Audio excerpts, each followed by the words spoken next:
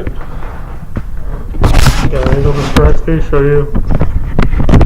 There's my audience.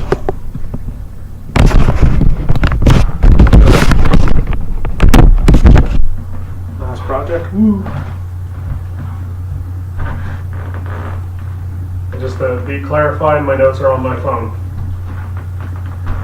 When I first started this class, I wondered what my vocation was, what I believed my main idea in life was. And it really hasn't changed much, but I've definitely thought a lot more about it. I want to make people smile. That's what I think I need to do with my life. And I feel like my callings, what we've discussed over the semester, have helped me achieve this vocation in some way. As we discussed in our textbook, there are situations where you can have multiple callings, or your callings can evolve as life goes on. For example, my first calling was I wanted to be a comedian. My second calling, and kind of my current one, is I want to become a teacher. I want to teach history, which might be a little weird for some people. Oh, you want to make people smile, but I believe it runs pretty well.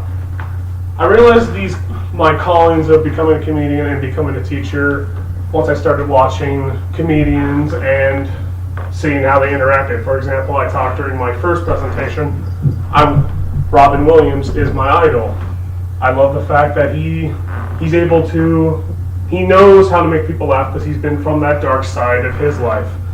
But we don't remember him as an alcoholic. We don't remember him as playing a sociopath on a TV show. We remember him for the funny stuff. We remember him from Mrs. Doubtfire. We remember him from Aladdin movies. So this is why I wanted to become a comedian. I wanted people to smile. I don't want them to think that my presence is something bad. I want them to think, oh, he's funny. I want them to smile. As for why I wanted to become a history teacher, it's because history is my passion. I believe you can't teach a subject without passion, or you can't have fun with it. And trust me, history has a lot of fun things to talk about. Our cat just knocked down the blind. As I've grown up, I've slowly started to prepare myself for becoming a teacher and becoming a comedian by, first of all, my comedian, I try to look at everything in life as something that's potentially funny. Of course, we all know that there is a certain level of when you need to stop, but it doesn't hurt to try to find it. For example, with history classes, you can find a lot of funny things. You just need to look and you have to think about it from a different perspective. As for becoming a teacher, I've tried to become more open-minded. There's a lot of students out there. There's a lot of students out there who come from different backgrounds, so I can't look at them and think they're unteachable or judge them based on what they've done. So this is what I've been building myself up to become a teacher and a comedian. Now, these also parallel with my ethic values and my ideas of how can you teach someone, or how can you make jokes. Well, it's also, as I've gone through my life, I've always had this idea that with every joke, not everyone is going to laugh.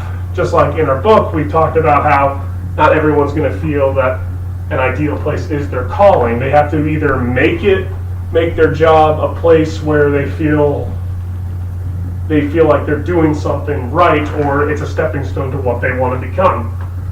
So, as I start evolving my jokes and thinking about how can I make people laugh, I'm starting to think, well, I'm not going to get everyone to laugh, but everyone has the ability to laugh. Same thing with history. I can't make someone enjoy history, but there are people who will enjoy some aspects of history. So this is what I'm going into, and this is what I believe my future holds. In conclusion, as I leave this class, I hope that I'm one step closer to reaching my vocation of making people smile. Still got a lot of work to do. I still have a lot of things to work out, but I feel like I am in the right direction.